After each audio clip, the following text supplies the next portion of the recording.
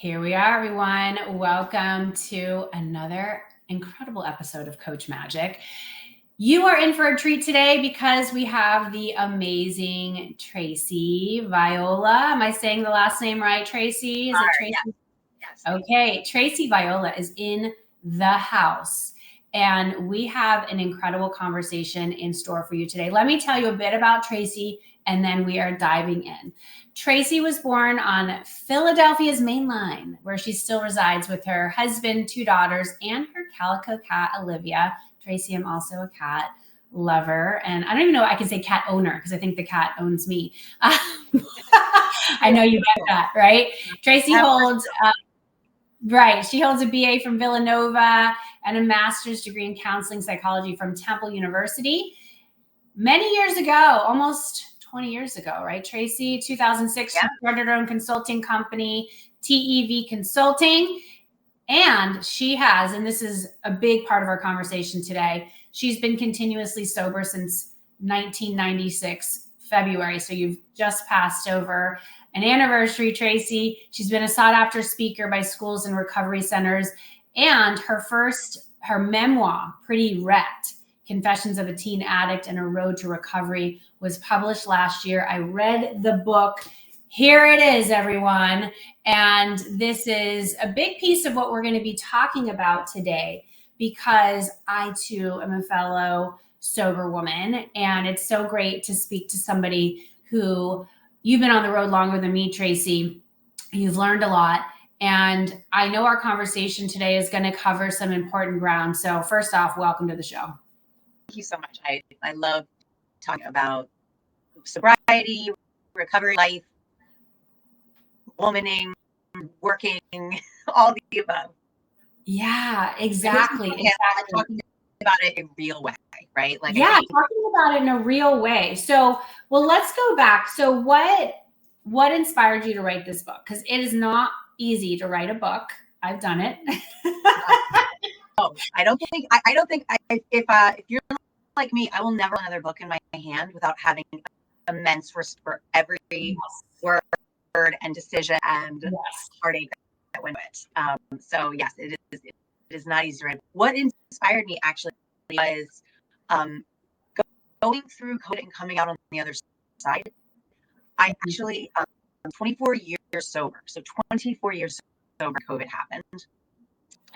And I realized how delicate recovery is still. Because once all of my resources and tricks and people and all the things that kind of are part of my recovery and sobriety were kind of taken from me, I was really raw, and living in this kind of very scary, very unknown reality. And what was everyone, I don't know what everyone around you, but I can tell you what everyone was doing around me. They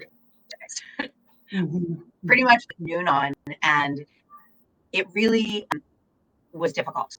I was surprised. I think what it did was it surprised me. I think I had for a long period of time taken my recovery kind of for granted. Like I was in the group. I just didn't even think about it until it came to like a screeching halt. And then I was like, oh, I am so lucky and so have this sobriety. And I almost forgot about it. And I guess COVID reminded me that.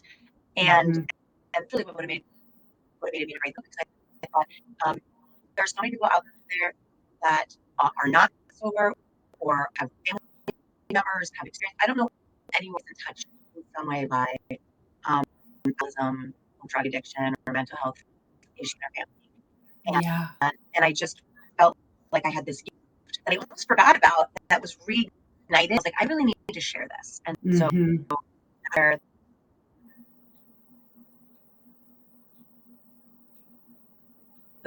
came about.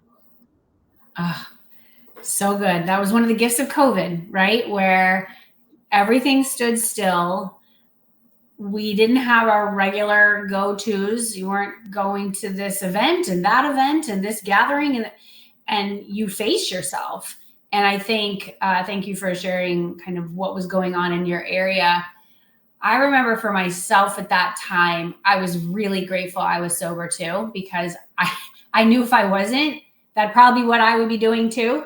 But you have your kids are all home, and my kids had been homeschooled prior to COVID, so that wasn't new. And so I felt for parents, especially who were in that situation where all of a sudden your kids are not at school anymore, and you're like, holy crap, and you're trying to work and help them get educated and maintain your sanity. And I can understand how things would go south really fast because it just is so stressful. And plus, felt like the world was kind of ending. And so you turn to a crutch. And for many people, and I speak from my own history with alcohol, it was a crutch. It was definitely a numbing technique. For me, also, it was like a social lubricant. It was a way for me to have less social anxiety, because I realize now, like, oh, that's what it was for me. I felt more confident, or I thought I felt more confident. Actually, I didn't, because then all the anxiety kicks in, and it's like you start deconstructing what alcohol has been for your life. But I'm so grateful. Yeah, I'm so grateful that you decided, hey, I'm going to write this book, and the stories that you have inside of you are not meant to be yours alone, because the stories taught you lessons. And you did a great job of really capturing those lessons. Y'all, Tracy's a really good writer. And I say that like with all sincerity, because some books are like not, I mean, yes, you can appreciate the book. It's like you can appreciate a movie, and if the movie's not that great, because the movie was not easy to make. I took a film course when I lived in New York. It's called Movies 101 at NYU. We did like 3 semesters, not for credit, you just for fun. It was like an adult learning. And I have such immense respect for movies and films, even the crappy ones, because that was hard. That was really the same as this. But my point is, your writing is quite captivating. You're funny. You have a wonderful way of describing things and taking you into the moment and the experience. It's raw, and you don't hold back. Like, you're super honest. So how has sobriety for you and recovery helped you become more honest?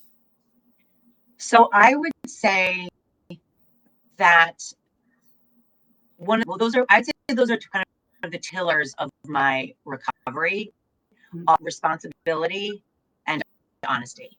Mm-hmm. And I really believe in my life, my sobriety, my marriage, my parenting, my job, my TV consulting, comes down to responsibility and honesty.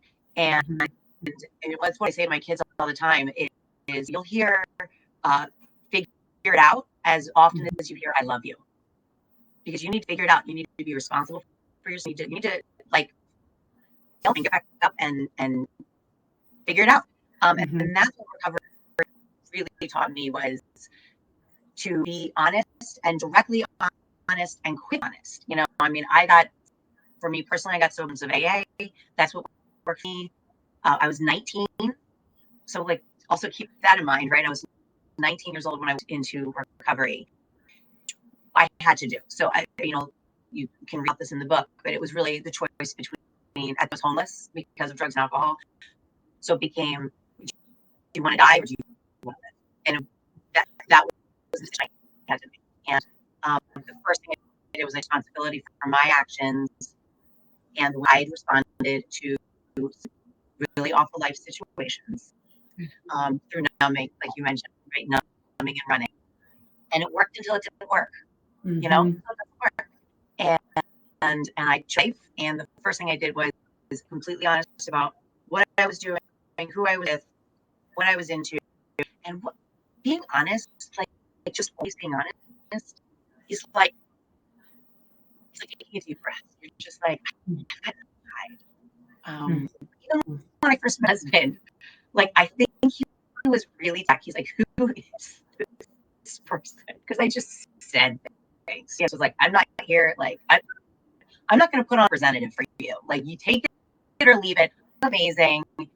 You are lucky with me, and I don't care if you don't want. And he was like, are you? And so, even with my kids, I just think about like a situation recently where I had a lot going on, and I overreacted at the moment. And then it's so nice to be able to go back and be like, you know what? Like, I messed up. I said these Mm-hmm. things. I didn't mean to say these things. I'm really sorry. Let's do a do-over, right? Like, let me address that a different way, because, you know, it's not excuses, and I'm sorry. Um, so it's so nice to even just be honest with your kids and be vulnerable. Yeah. This first time, I've never been a parent before. I'm been doing this in the moment, learning as I go, like all of us, right? I'm going to make mistakes, and I'm allowed to make mistakes, and I'm allowed to admit that I made those mistakes to my kids and verbal. So Yes. it's such a beautiful part of recovery is honesty. Yes. Yes. All of that. Yes.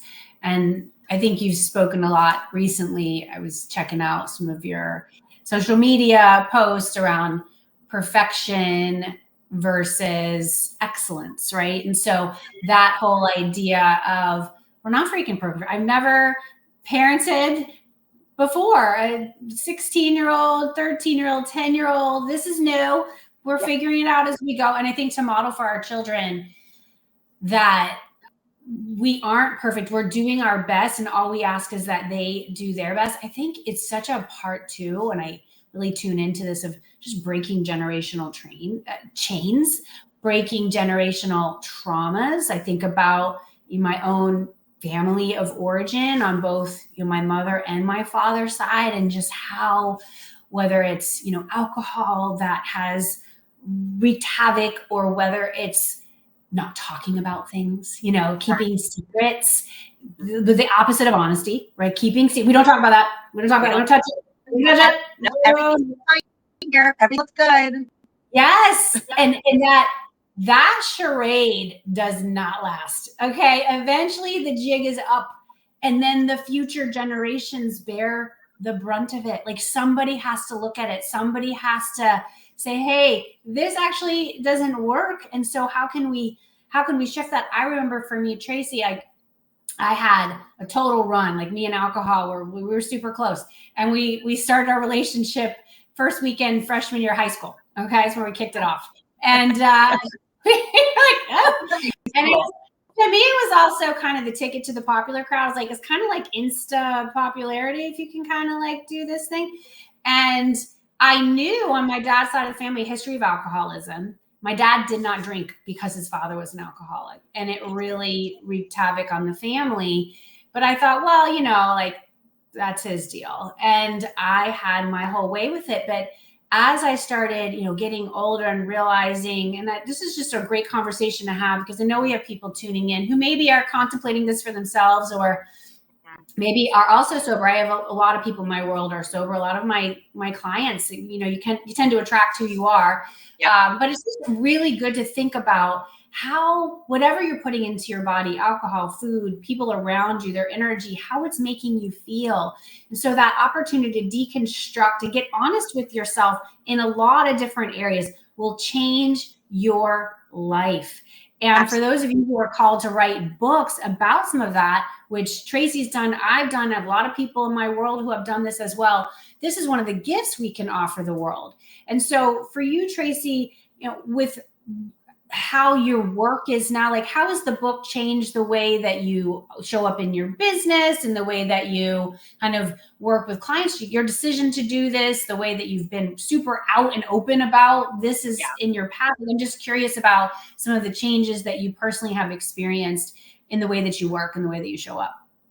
Sure. So I would say everyone, since I've been sober for to celebrate 29 years, which just sounds like crazy to say. Like, it still is overwhelming. Like, it's not like you get used to it and you're like, whatever. Like, it's still, when you celebrate an anniversary, it's still, oh my gosh. Yes. It's harder. And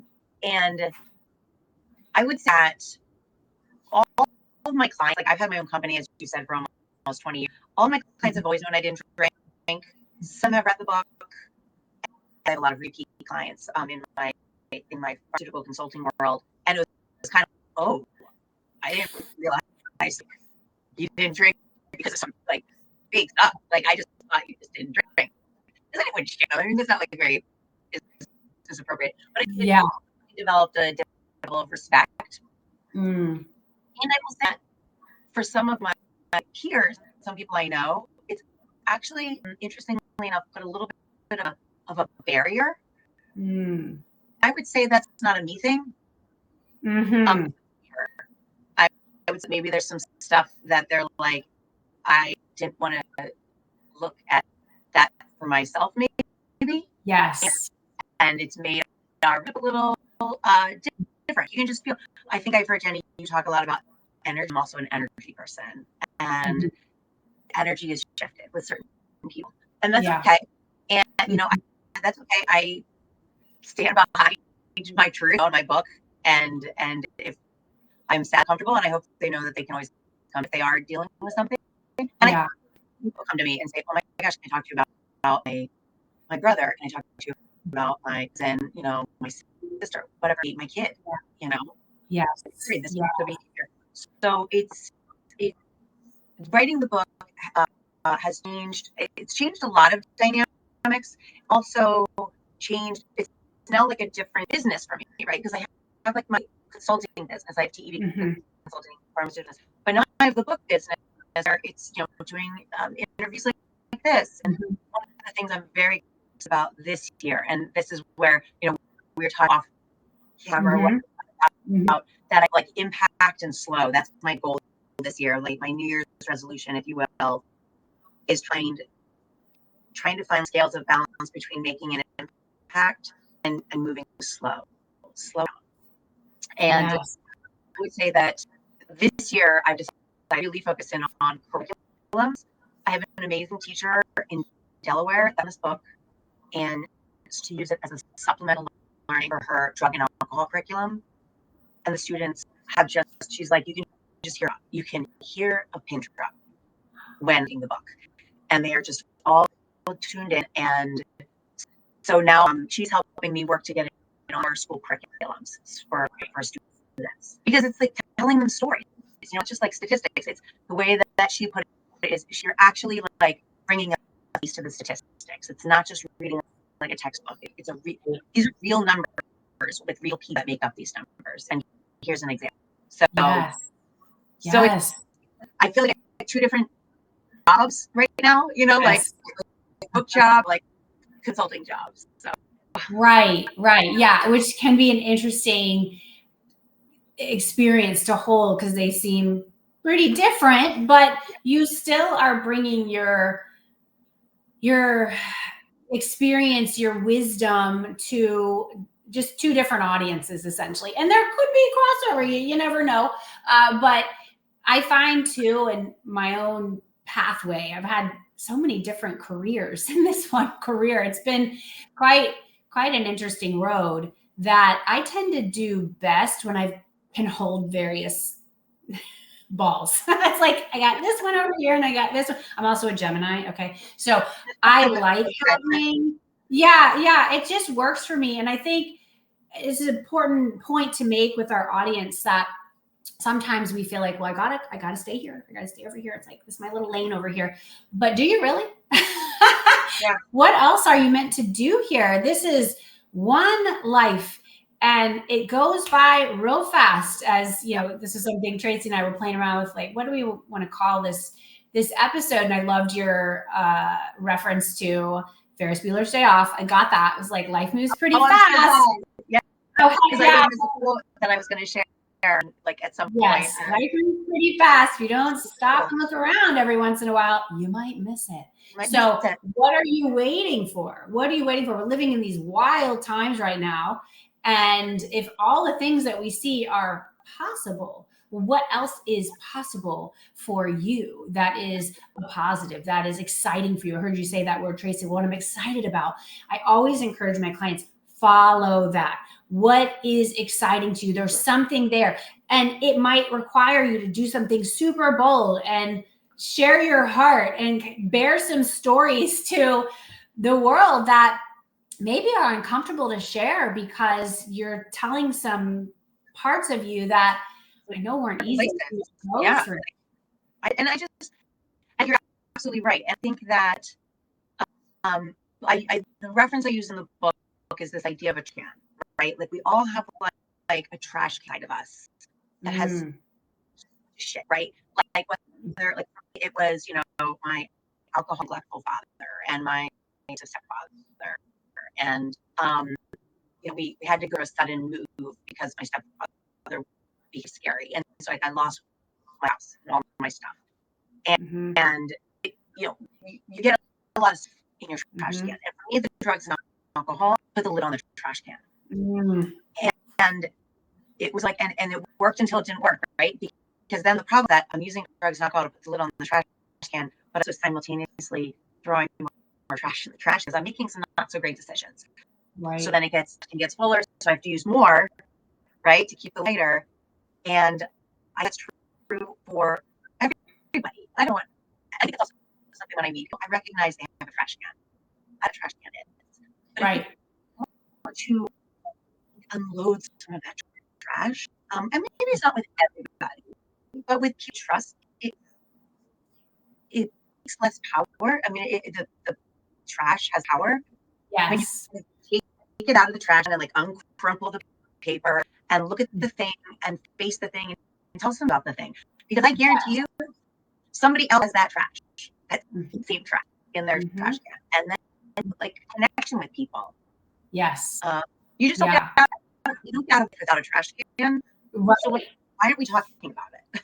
Right, exactly. And this is the honesty piece and the vulnerability, the courage to share, hey, I went through this, or I'm in it right now, or do you know anyone who's gone through this, or I'm just feeling really sad or very lonely or very whatever. It's just, that was a big piece of my recovery and journey out of that former life. I didn't go I did some AA at the beginning, honestly, and I'm so grateful that you had that and it worked well for you. And I know everyone out there's lots of different pathways.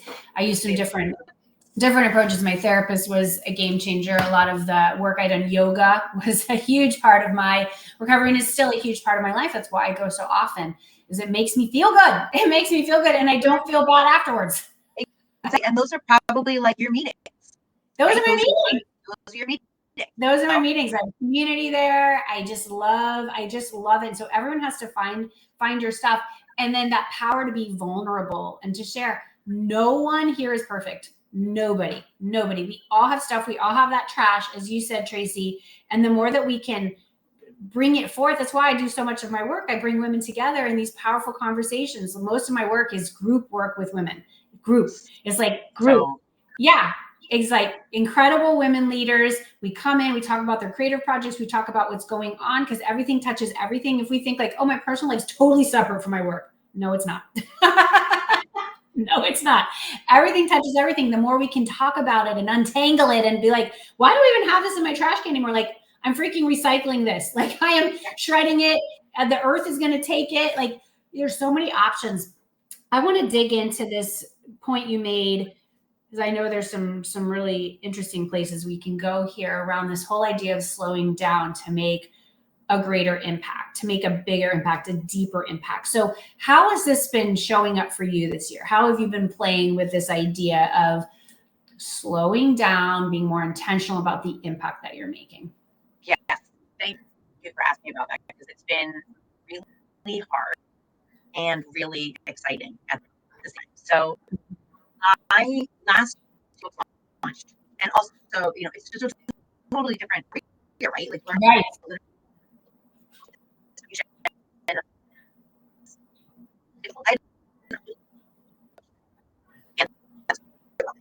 And also, just like, where was the book going? Was this book going to family members? Was this book going to people in recovery? Was this book going to people that should recovery?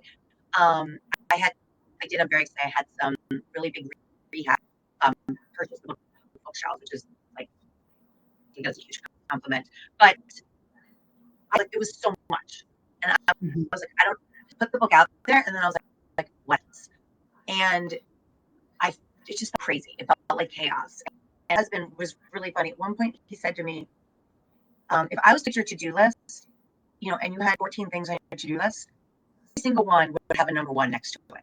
Number one. Like he's like, you can't decide what's most important. You're just kind of spiraling. And so when I approached there, I thought, all right, this is right. And I think that's the first goal, right? For me, the first step, right? And said there's something right. accept is that this isn't working. It's making me feel crazy, taking away energy from my family. And so what do I want to do? It was really nice to slow down. And I think that's important. I think actually you did a podcast on it recently about the use of white space. I think you called it. And Yeah. I started to, and if I'll say this, the white space and the silence in the city so hard. Yes. I am a doer. I'm a fighter. I am a make it happen. People call me the closer. I'm the closer. And it was like just sitting there for a couple weeks of just like letting things have the silence enough to let things come up was hard.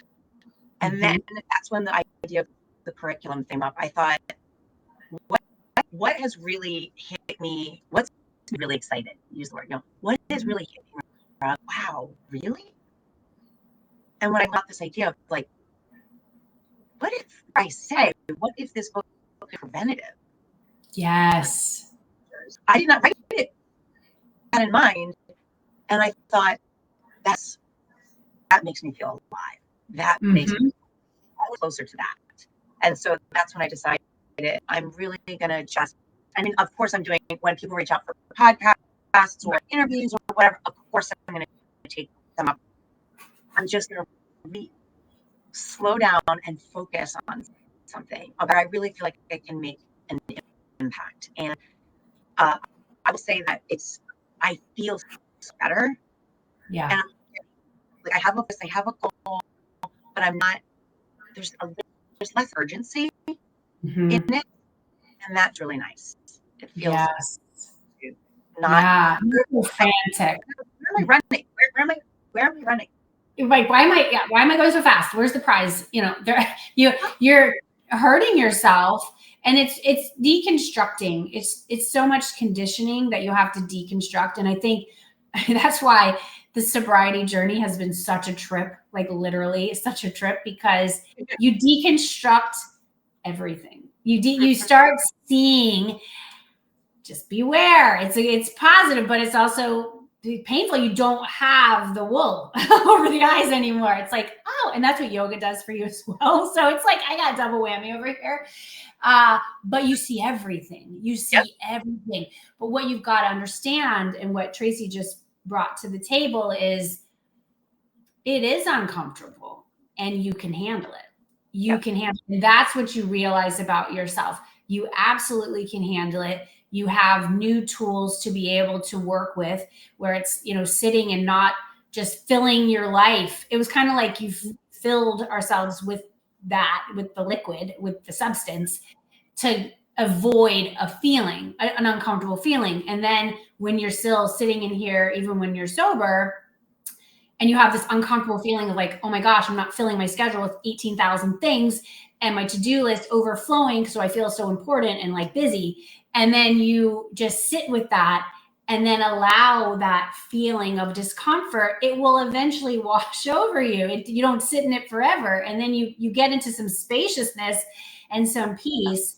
And then you tap into that feeling of, I feel alive, this curriculum thing. I wasn't why I wrote the book initially, but I see it. And if it can play a role in preventing someone from going through what you went through, what I went through in my own way, then sign me up.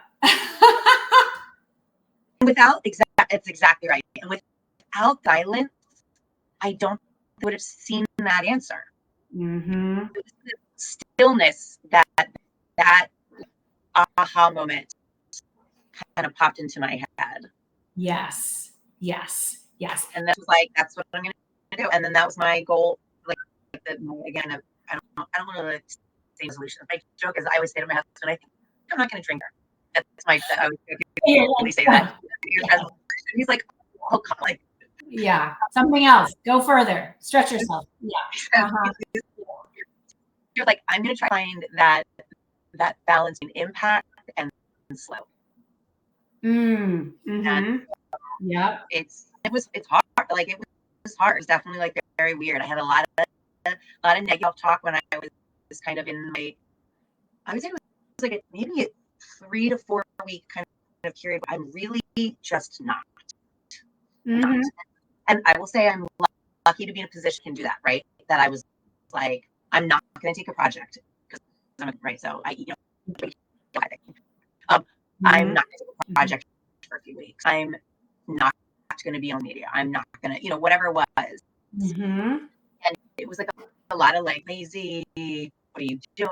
You're not contributing. Like it was so, but it is uncomfortable. But the beauty lies beyond the discomfort. Yes. Nothing ever learned has been easy. Mm-hmm. Mm-hmm. Yeah, exactly. The best lessons have been hard fought. And we live in this society where it's like instant, instantly you can get it and it's here, like within a few hours. You want that, have it now. And so it's like this delusion that, well, you don't even have to work that hard. You just click a button and like, you're good. And that honestly is what alcohol was, pretty instant, Yeah. Into social drugs, like instant. It's like instant. But there's other ways to do it. And there's beauty in getting a bit uncomfortable. And there's so much peace on the other side. It's fascinating. When I went through yoga teacher training, because yoga is a huge part of my life. And I was still drinking a bit back then. But once I got into yoga, I felt so good. I just didn't even have time to feel like crap. And my body was basically sending me signs like, okay, this doesn't work. This doesn't work. You don't feel good afterwards. It was like a rejection. It was a rejection of this toxin that I was putting into my body. And I was finally waking up to that message. And we had our graduation ceremony for our 3-month powerful yoga experience. We're all, teachers now.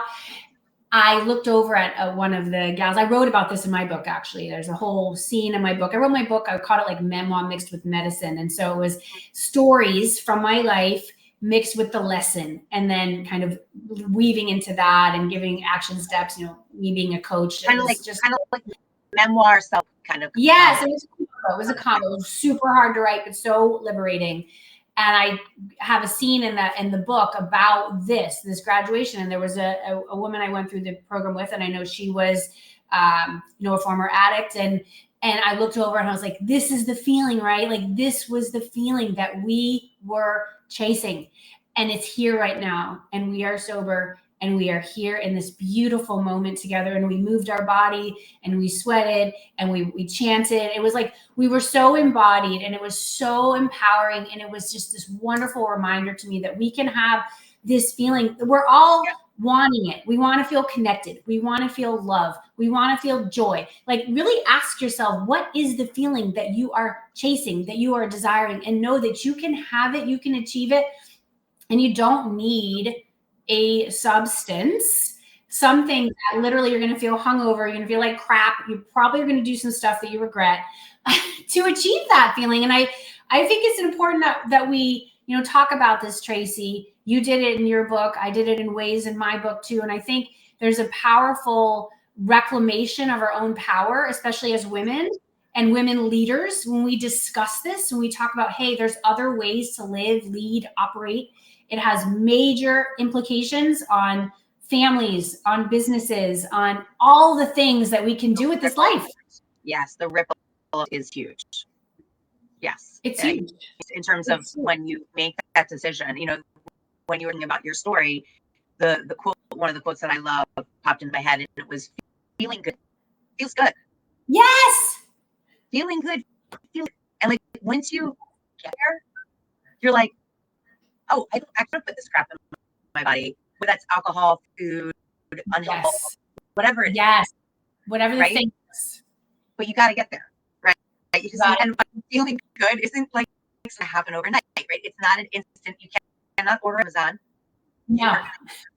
You're going to have to dig through the trash and in the space, and you will get there. And that's one of the quotes I do love from AA, which is don't quit, the miracle happens.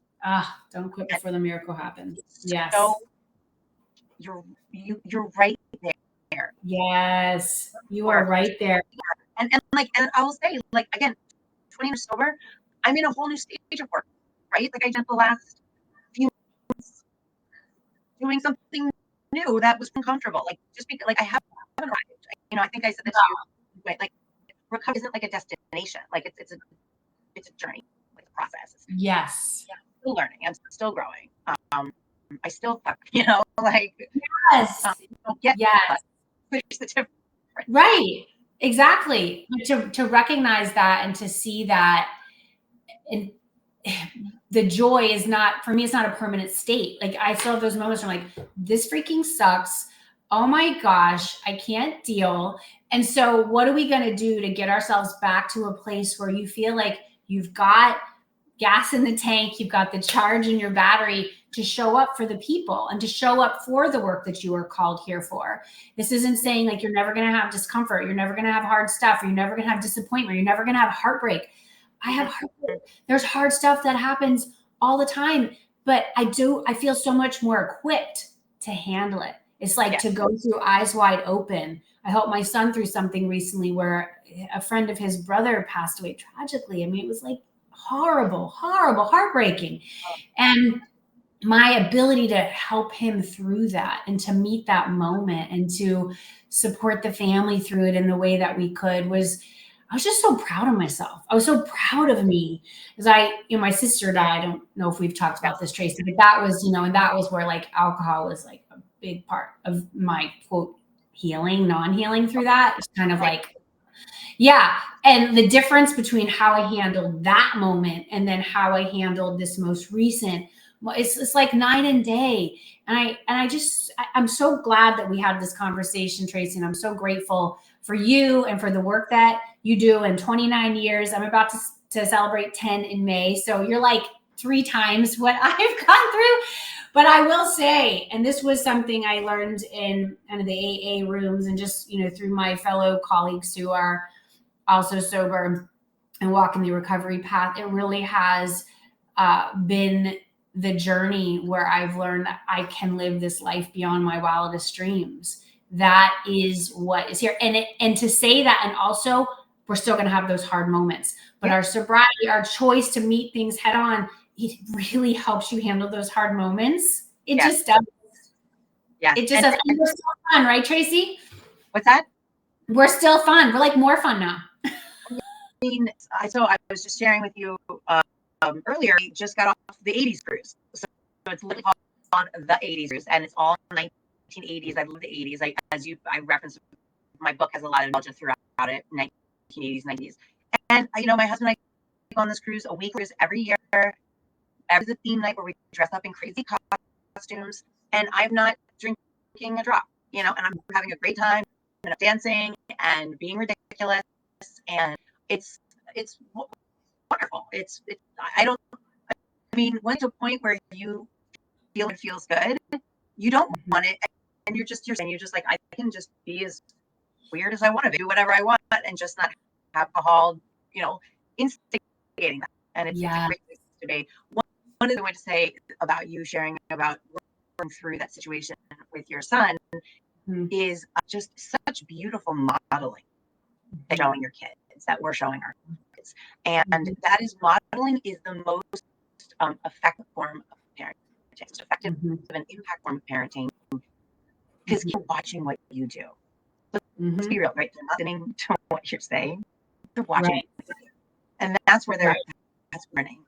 And so it's just so beautiful that you're able to model that support and empathy, and this is going to hurt and we're going to get through it. Yes. Thank you for saying that. I'm curious. I want to ask this question. I know we're getting towards the end here. How do you talk to your kids about alcohol? Like this is because I have, some teenagers and just about the reality of you're going to have this introduced to you. And it's like, we can't pretend like they're never going to be around it and they may, make a decision. So I'm just curious how you've had those kinds of conversations with your kids about. So I will say that entirely, like that could be its own podcast because I have totally so many suggestions and tips. Yes. Talk about running like a workshop for parents and for teens. Let's get real. Let's talk about what doesn't work. Yes. But the short answer is I'm honest about my experience. Yes. I say to my older daughter, 17, and I say to her, I will never tell you, not go to a party. I just want to know kind of where you're going, and what, who are you with, and what's your exit plan. Okay. The other thing that I work her on is how to say no. You need to have at least four different practiced say no comments ready to go. And you can't just them. You need to literally practice them with your kid. And whether it's with them or they're practicing with a friend, I know my daughter practiced it with one of her friends. Whether it's, I got to get up early for us, like, no thanks. Or I even said, Frank, lie. Be like, oh, I've done that and I felt like shit, like, no thanks. Whatever makes the person go away. So like have practiced comments that they can respond to. And again, just have like an exit plan. But I always, if you tell a kid no, you can't, what's the first thing they're going to do? You're going to go run and do that thing. Exactly. So by taking away some of the sexiness of it, by me being like, absolutely, go to the party. Who are you? When can I expect you home? What's your exit plan? Yeah. She goes, and a lot of times, half the time, she was like, I don't really want to go to the party. Because I'm like, fine. Yes. And she knows my history as well. And so I think that for her, kind of like your dad, his dad, I think that for her has made her like, I don't really know. Like, I got my mom's blonde hair. Did I also get her alcoholism? Right. I don't know. Exactly. I can't tell you what to do. I can just share my experience, my concerns, and let you need to make your own decision. Yes.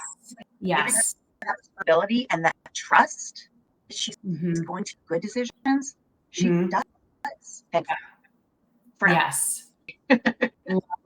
Love that. Yeah, I've been taking a similar approach with my kids, and I'm very honest about, I had this background and it was pretty wild, and here's the reality, and just helping them know they're going to be in those situations, and here's how to make decisions. I love having some responses ready. Towards the end of my drinking journey, when I realized like I can't drink hard liquor, it's like hard liquor out, and then I was eventually just eliminating. I would just tell people I'm allergic. You know what? I am allergic to shots. I realize they just do not work. Hey, you go at it. But because I really felt like I was like, I think I am allergic to this. My body is like saying, oh, hell no, we cannot do this any longer. So it's just figuring it out and then moving on. It's just moving on. It's moving on. Thank you so much for that. And I think it would be powerful to do some kind of, workshops. And it's so important to have these conversations because lives can be destroyed by alcohol, like destroyed. And it's prevalent, drunk driving, whatever it is, it's everywhere. And it's, unless you're blind, it's everywhere. And you have to see it. It breaks my heart. There was a story over the summer, and I'm like heartbroken by it. These two brothers, one was a professional hockey player, was an NHL player, and his brother, the night before their sister was getting married, they were hit by a drunk driver. They were riding their bikes in New Jersey. Freaking A. Right. It was destroyed. Both the wives were pregnant. Like, it was kind of the worst story that it could be. And all because of alcohol. Like, what was it? Alcohol. Okay. Like, call a spade. And it doesn't have to be this way. It does not have to be this way. Once we dismantle the pedestal that alcohol has been on and just look at, you guys, if you're going to drink, do it responsibly. Don't freaking drive. Don't, like, really, this has got right. Exactly. Yeah. Like Lyft, like, I mean, my neighborhood jokingly calls me Rosedale Uber, like on my street. Like, I'm just Rosedale Uber leaving. And I'm like, I can leave at 7, guys. And like, I drive everyone. That's fine. Like, I'm happy to. Yeah, exactly. Like, let's just please have full control of your mind and make the most intelligent choices for yourselves. I think if there's one takeaway from this conversation is just use your brain. Your brain is beautiful, and be really smart about your decisions. That's what my sobriety has allowed me to do. Is I feel like I'm not perfect. I still make some decisions like, probably could have made a different one there, but I aim to make the most intelligent decisions, the most loving decisions that I can, so that I can live a long life. I can be a model to my kids, to my clients, to Yep. that's it. And it sounds like that's what you've been able to do, Tracy. Y'all pick up her book, Pretty Wrecked. Tracy is incredible. The writing, I flew through it. Like it was hard to stop a chapter. You're like, oh my gosh, there was kind of this, you did a good job, but like kind of cliffhanger. You're like, oh no, what's the next thing? I know, because you're like, oh my God, you're not going to do that next, is she? Yeah, exactly. I did. It's sorry. It was a smart writing choice. Where can people find you online, Tracy? Where do you want to take them? Sure. So everything is Viola Author. So Instagram is at Viola Author. Facebook, same at Tracy Viola Author. My website, tracyviolaauthor.com. My book is available in paperback, ebook, and audio. All audiobook everywhere, whether like Spotify or Google, whatever it is. Audible. So it's, if you search Pretty Wrecked or if you search Viola Author, you'll find me. Love that. Did you narrate your own audiobook? It's me talking.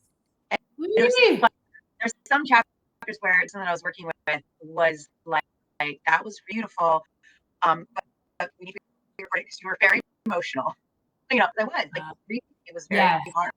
Yes. And so a couple chapters, a couple paragraphs. Like it was, can we do it with emotion? Like I didn't understand. Right. Falling, you were heaving. It is me. I did narrate a book, so well done, Tracy. Well, I am so glad that we had this conversation today. I celebrate you. Celebrate your willingness to share your story, to share what was in that trash can, and to finally say, I'm taking the freaking lid off and I'm choosing a different path. It takes a tremendous amount of courage. It can be done. So if anybody's listening and feels like they've got too much trash in their trash can, listen, it's just one piece at a time. You're not gonna, I don't recommend dumping that over. Yes. Like kind of last one day at a time, like right, 20 years, 10 years. At the end of the day, it's one day at a time. You don't get there one day at a time. And so it's one piece of trash at a time, one like little awareness at a time, one decision at a time. And little by what I love, little by little becomes a lot. Yes. Little by little becomes a lot. Just start somewhere. Yeah. Start somewhere. And the other piece too, and this was a part of, or I felt like we were talking about the art of becoming, is little by little, day by day, hour by hour. There's one of my favorite quotes comes from the Velveteen Rabbit. It doesn't happen all at once. You become. It takes a long time. So we are all becoming. This isn't an insta fix. We don't push the button and then all of a sudden we're there.